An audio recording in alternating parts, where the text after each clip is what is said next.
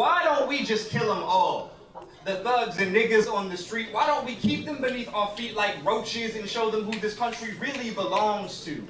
Swing our proud Aryan fists and metal bats at the activists, attack all their ministers and preachers, teach our children to say nigger.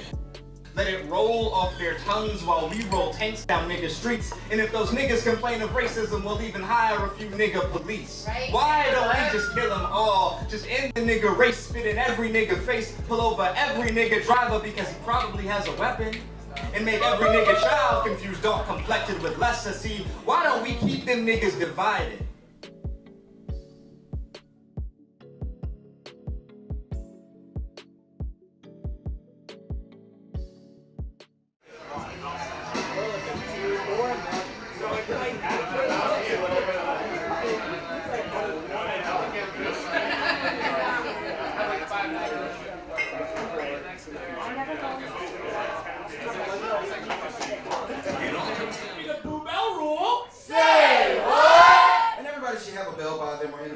Go ahead and ring that bell. If somebody's performing very badly and you ring that bell and you don't like it and somebody gets 3 bells, you're going to hear the magic words, "Get the fuck off the stage!" And they'll proceed to get the fuck off the stage. Now that's not out of hate. You just can't get up here and talk about that perm you had back in the 7th grade.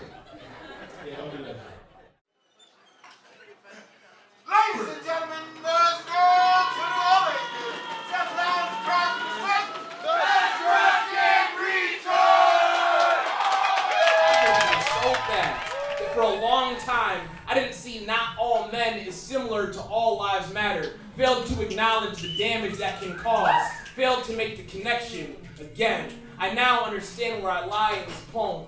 That shrapnel is a seed, masculinity a metal. I was the coke can, standing by watching the chaos, failing to realize when I became just another part of the problem.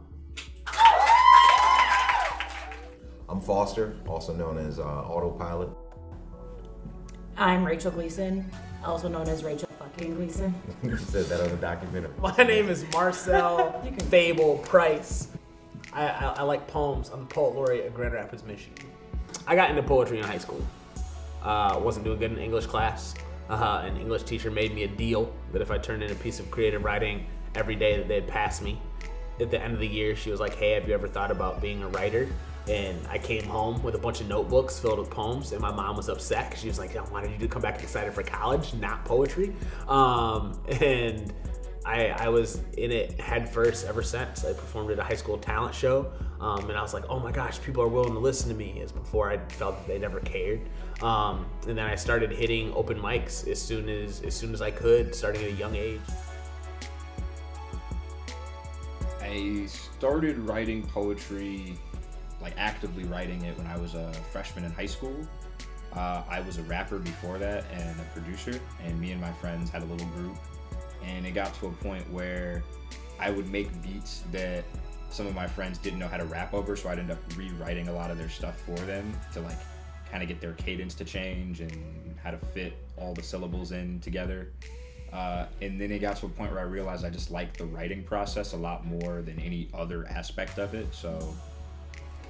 Yeah, poetry for me, I started writing a lot like in 7th grade. I was also involved in theater and like so performing and writing, and I really loved both of those art forms. And then in college, I was the first time I had like seen and heard spoken word. And I was like, oh man, that is so cool. Like I would love to try it. And so I had this poem that like was not a good poem, but it was like, I was like, oh, there's like a rhythm and like to this that I feel like it could be spoken.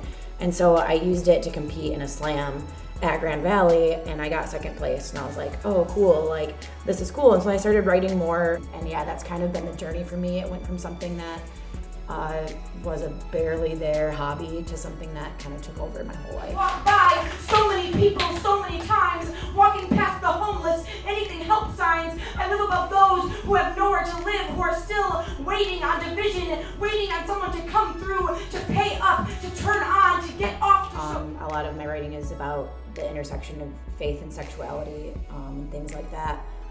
But also just like constantly struggling with self-esteem and body image, and that's something that has carried into my adult life that we don't often talk about a lot as adults, because it's like, I don't know, I feel like I got the sense that I would outgrow it. but also someone who has struggled with gender and body dysmorphia. I had this idea for a poem that I wanted to write for a long time. I think 2 years ago, I tried to write it and got stuck and couldn't write it. But I'd seen pictures of these crow's nests that were made out of barbed wire, like during the Dust Bowl, and that like blew my mind. And I was thinking about the people at that time who stayed, and so I kind of finally wrote out that part. And then I realized that I was writing not just about the ones who stayed behind there, but I was writing about my mother. And my mom still has this belief that all of us will come back because all of her children have left. So a lot of the stuff I talk about in my poems deals with being a young black guy. And for me, being a young black guy who doesn't fit a lot of black stereotypes. Another thing I talk about a lot is racism and kind of like the different forms that takes. So with the Kill 'Em All poem I did, I was like, let me do it from the perspective of a racist. I guess I wasn't technically pulled over because I was walking, but I was in East Lansing one day.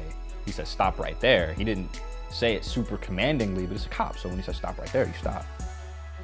And he knocked the Mountain Dew out of my hand. He gets my hands behind my back like he's about to cuff me, and I'm really freaking out. I'm like, excuse me, officer, like what did I do?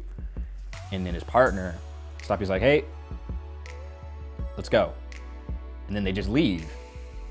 After that, I was like, man, if me fitting a description could result in that, like, that fucking sucks. So I went and wrote like 3 poems when I went back. Boom, pat, boom, boom, pat.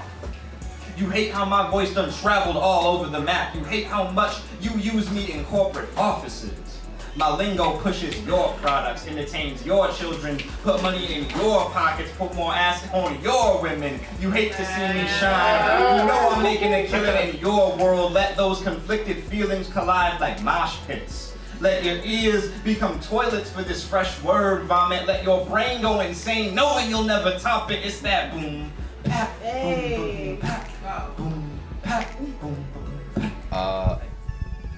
Well, I don't know what kind of impact my poems are having on people at the Drunken Retort or people who are in the audience.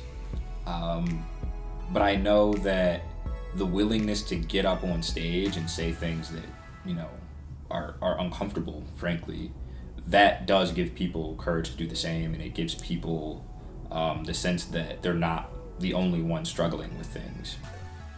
One of my largest insecurities is like not reaching this bar of what I should be or what I can be, or like where the cap is on potential, or like where is the limit, or I guess like people always ask like what does success look like to you, and it's like I never know, because it's like I just keep wanting to shoot farther, and always just micro analyzing and trying to learn from the mistakes and the missteps.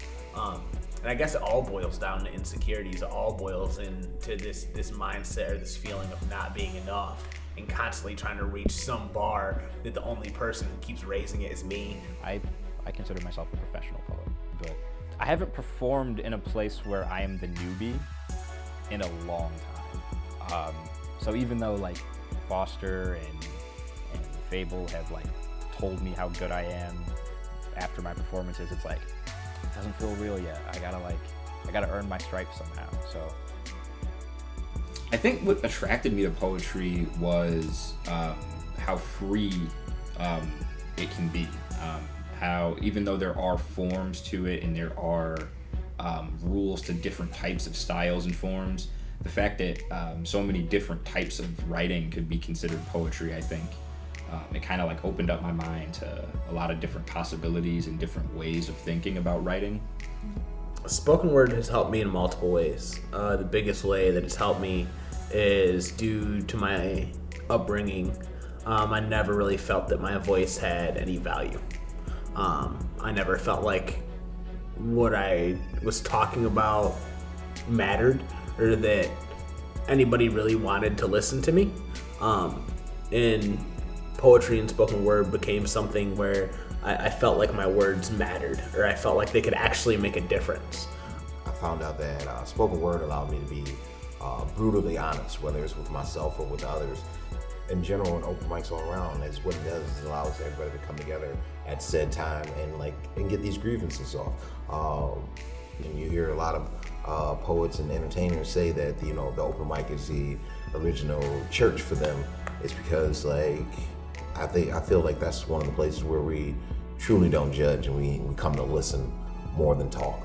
A lot of them have made me realize that it's really important to just say what you feel and say what you actually believe in, instead of saying things just because they're popular opinions. I think that poetry communities all across the country, the reason that they're so popular and they continue to grow is because they are a direct reflection of the community that makes them sustainable.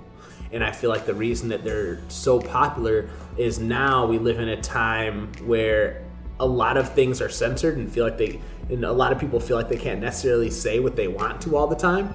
And to have spaces where you can talk about what's on your mind is why they're so popular. There's not a lot of human connection like there is at these open mics, and you can make friends and you can just be active in your community through something that brings people together as much as art. Why don't we just kill them all? Let their nigga feet dangle from the tree we take family photos beside. Let their nigga nostrils suck up the air of a world we won't let them succeed in. Why don't we just keep all those niggas in nigga prisons for committing nigga crimes like shooting that nigga over there cause he threw twisted fingers in the air in the midst of nigga warfare while we sit back and laugh about it? Why don't any of you fucking realize that if you don't say anything about racism, you might as well kill them all too? Right.